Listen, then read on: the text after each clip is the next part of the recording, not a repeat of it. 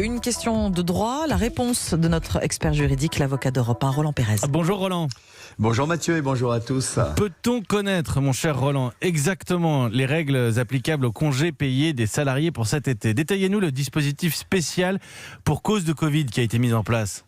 Oui, des mesures dérogatoires ont été mises en place cet été, permettant aux employeurs d'imposer aux salariés la période, la durée, voire même le droit de modifier et surtout de fractionner les dates de congés payés sans avoir à recueillir l'accord des salariés et d'imposer même, Mathieu, que ces congés soient pris hors de la période de congé habituelle de l'entreprise.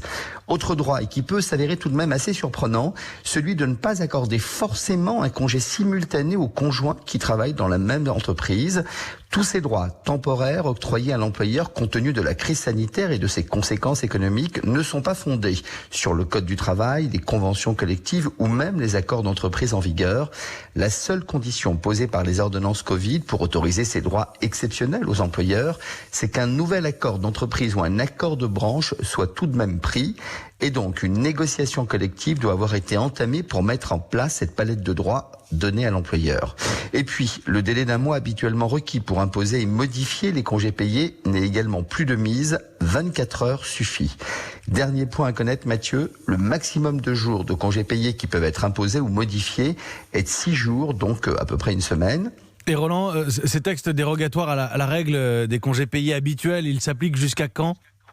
Jusqu'au 31 décembre 2020 au plus tard, c'est ce que disent en tout cas les ordonnances en la matière. Merci Roland Pérez. Votre question de droit tous les matins, juste après le journal de 6h30. La réponse de Roland Pérez, l'expert juridique Europe 1, 6h38.